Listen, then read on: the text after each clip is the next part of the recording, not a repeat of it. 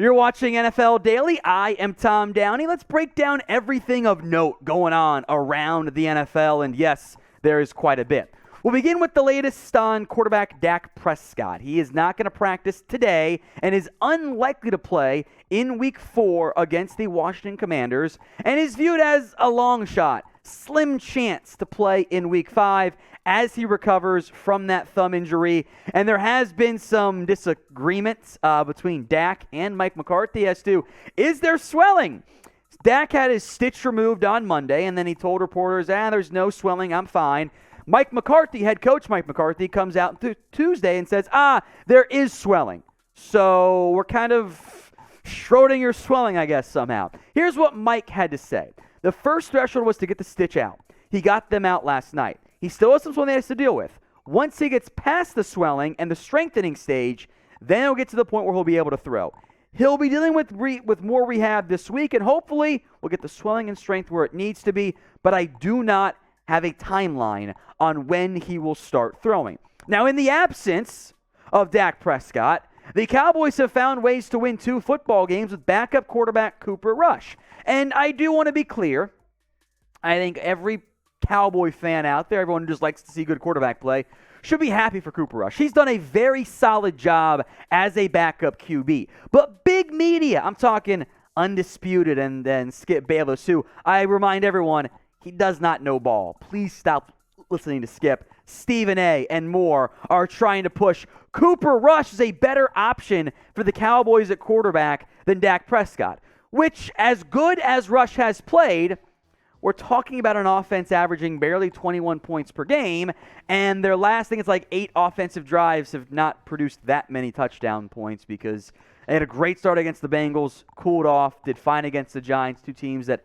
I don't think are all that great. Now, I'll break down Rush and Dak more in depth in a little bit while I'm not anti-Cooper Rush, but I think we're being a little bit delirious right now in big media because it's the Cowboys and they chase wins for their quarterbacks, and it is what it is. But I will leave this open democracy style. I'm a big believer in that, of course, here at Chat Sports. We want to hear from you guys. Even if we disagree, that's fine.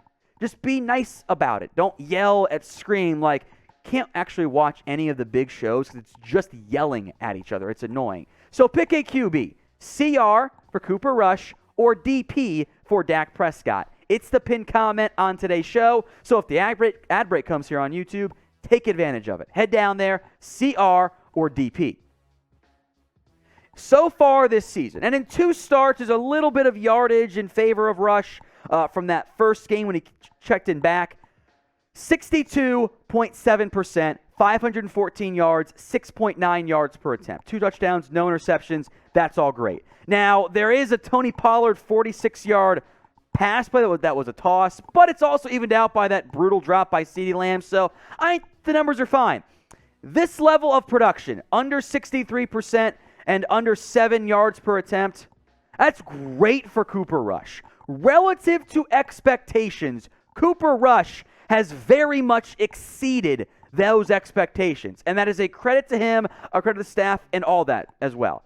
And I think that everyone should be glad that Cooper, at least unless you're like a non-Cowboys fan, of course, and you're probably mad about it because they're winning games, that Rush has proven to be a good backup. But Dak Prescott is the better QB. There is nothing to the game of Cooper Rush that he does better than Dak Prescott. Despite what some big J's might tell you, his arm is not better. I know of one NFL scout who thinks that. No, not true at all. He's not more accurate. The numbers bear that out. Those stats we showed you, 63% under 7 yards per attempt, that is lower than what Dak Prescott has averaged in his career. So the best we've seen of Cooper Rush from film, eye test, the actual play of Cooper Rush, as good as it's been, has still been below the averages of Dak Prescott. You have a great backup, a very happy backup in Cooper Rush. The ceilings, the level of play, are not even remotely the same, though. It is clearly Dak Prescott, unless you're Skip Bayless and you just don't know ball. Now, if you do know ball and you want to make some money betting on it, head over to BetUS, chatsports.com/bet. Promo code Cowboys125 or promo code NFL Daily will give you a 125% deposit bonus. Chatsports.com/bet. Promo code NFL Daily. $100 down, extra $125 for free. You can put down a bunch of different futures bets, like maybe NFL MVP odds. Josh Allen is your betting favorite. Lamar Jackson is second. Mahomes. Jalen Hurts has skyrocketed. So is Tua. Justin Herbert has actually dropped quite a bit. And I want to focus in on Lamar Jackson in particular here, because I have been very impressed after an injury-plagued last year where people really tried to force he's a better thrower now, which really wasn't the case at all. That has changed this year. Lamar Jackson, although there are still moments where I think his base is way too narrow, isn't striding properly, he has taken a step forward this year. In particular, and you can go back to that, remember the Dolphins game last year? The Miami Dolphins ran cover 0. The Ravens had no answer. This year, Lamar Jackson, and it's backed up by the statistics, has become one of the best quarterbacks against the blitz. And when that's the case, when you throw in his passing and the dynamic ability on the ground, it's tantalizing. Now, there are still some inconsistencies in the passing game. Don't get me wrong there. But he's averaging 8.6 yards per carry. He's the number one reason why that Ravens offense has success. The Lamar Jackson hype train is absolutely fair. He is one of the most fun players to watch in the entire NFL. He's won an MVP. Will he win another one? Let me know in the comments section. Who will win NFL MVP? Sound off for me in the comments section. Could be Lamar, could be somebody else. We're not done talking Lamar Jackson, but drop that name for me in the comments.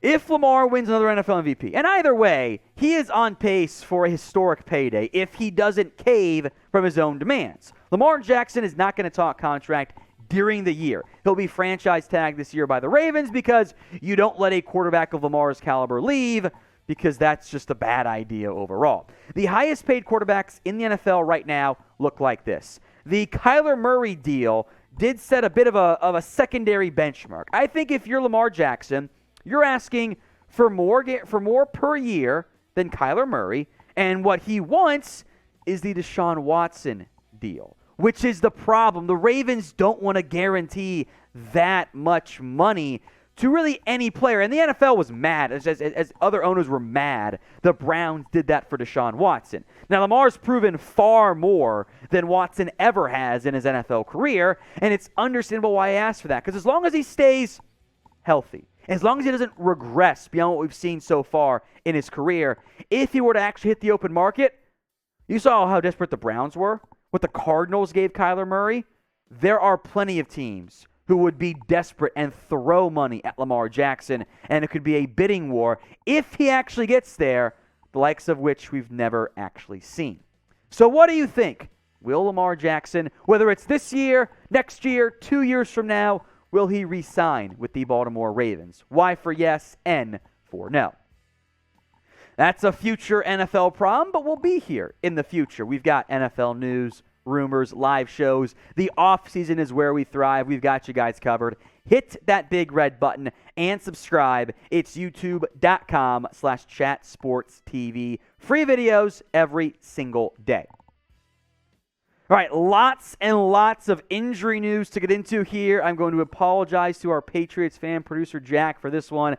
Mac Jones has a reportedly severe high ankle sprain, despite the Patriots saying he is day-to-day, which I am of the belief, and maybe producer Jack agrees or does not agree with me, that this is gamesmanship by New England. They know Mac Jones will not be playing this week, but they want to force their opponents this week, next week, and beyond to game plan and spend time taking care for Mac Jones as opposed to having to worry about Brian Hoyer.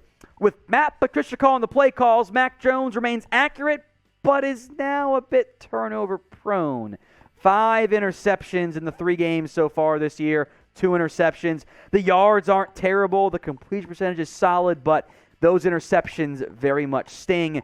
But unquestionably, by a massive margin, he's the best option at QB because Mac Jones can't go. It's career journeyman Brian Hoyer. I wouldn't mind just saying F it, play Bailey Zappi for the fun of it, but that's not how NFL teams tend to operate there. Brian Hoyer is who he is. Now, there's one start in here, but it's funny to see the career with New England, 29 games, about the same yardage totals as what Mac Jones has done in 3 games this year. I guess maybe two and 3/4, whatever it is there. So let's talk Mac Jones again here. McCorkle Jones, in terms of his proper actual. That's what Mac's short for, by the way. It's McCorkle. It's wild, right? How many weeks will he actually be out? It sounded like, well, there's no broken ankle, but it's a severe sprain. He might go to IR. Patriots playing coy. Get those predictions in. How many weeks will Mac Jones be out? A situation that could have been terrifying for everyone involved is at least a little bit better now. Myles Garrett, released from the hospital after this car accident on Monday. Maybe you saw the photos. The car was totaled. It flipped over several times. Myles appears to be okay. There are some injuries there, but it's a bicep strain. I think there's some other bruising and whatnot, but sounds like he's going to be okay a little bit. Now, as a source said to Mary Kay Cabot, one of the top Browns reporters, a source said it's too early to say if Garrett will be ready to play Sunday in Atlanta. But given the seriousness of the accident, there's a good chance he'll sit out the game. I would guess Myles Garrett is not available. It's only Wednesday. Things could change, but coming off the car accident, I think you get him healthy first and give him the time. Like I think coming from a severe car accident to playing in a football game, maybe not what you want to do in week 3. Playoffs, different conversation. Right now, maybe be cautious there. More edge rusher injury news on Joey Bosa. He needs groin surgery. I think it's one of the hernia injuries there for Joey Bosa. He will go on IR. Now, he is expected to return, or core muscle injury, core muscle. He is going to go on IR. He is expected back, whether it's a month or 2 months. It's a minimum of 4 games. It's another loss for the most injury-plagued franchise in history. The Chargers and the Ravens, really, too, are never, ever healthy. Maybe it's the water. I don't know. Even they move cities, and it's still a problem, so who knows? Bosa going to miss some time for L.A., and they already put Rashawn Slater on IR. His year's over. Herbert's been banged up. I feel bad for the 10 Chargers fans. That was actually mean of me, but I'm not wrong. All right, Zach Wilson has been medically cleared to return and is expected to start for the Jets in Week 4 against the Pittsburgh Steelers. Speaking of injuries, their offensive line is on their top 3 tackles. There are 0 NFL teams built to handle that because there's not enough good offensive line play. The mobility will be needed. Finally, Jameis Winston is dealing with the alleged back fractures, which sounds brutally painful. He missed practice today. Of course, Saints in London for the Vikings game this Sunday. Saints said it was just a rest day. We'll see what happens on Thursday.